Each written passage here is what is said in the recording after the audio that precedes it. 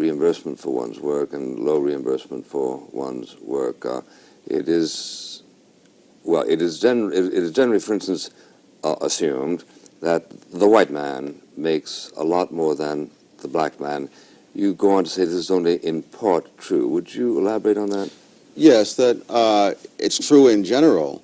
If you then try to find out why is it true simply because all blacks or a substantial part of blacks, regardless of education, cannot get jobs in their professions?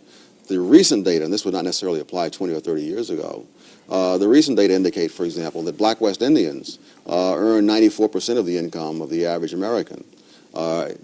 If you take second generation black West Indians, they earn higher incomes than Anglo-Saxons. And so it's very hard to make the argument that the white employer is looking into the genealogy of the black job applicant. It's very doubtful if he has any interest in it, much less that he's inquiring into it. It's simply that other people who make that inquiry find these kinds of differences, which you then cannot attribute to the employer because he's probably totally unaware of the whole situation. And by the same token, the employer is in many instances not equipped to discriminate, say, against a Puerto Rican, even if you wanted to, right? Because there are no visual differences between. Well, with Puerto Ricans, Mexicans, right? there would be with some, and with others there would not be. Yeah.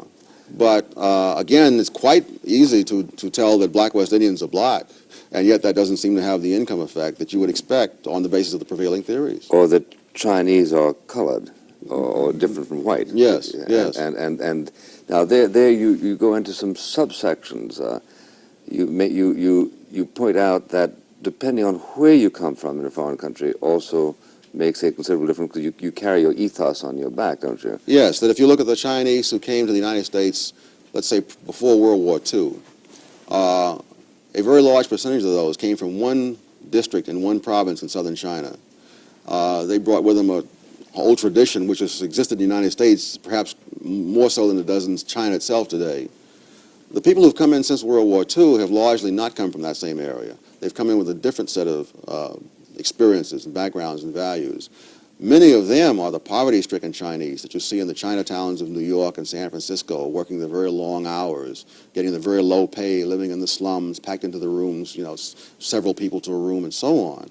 Again, it would be hard to make the argument that this is simply a matter of the way the American employer sees it. The American employer is probably totally unaware that there are two different kinds of Chinese. It's only the people who work with the data who make those separations and find this drastic difference.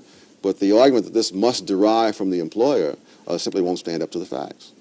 And the implications of that statement alone have, of course, to do with the sensitivity of the market, right? Yes. The market mechanism, as I understand it, is most reluctant to discriminate because it isn't interested in the color of a person's skin or his background, but is very much interested in what he will perform.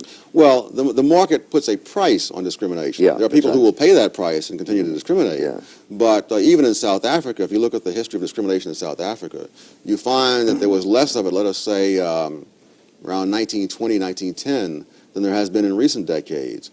One of the reasons being that before the Nationalist Party first came to power in the 1920s, market forces had much more effect in South Africa than they do today.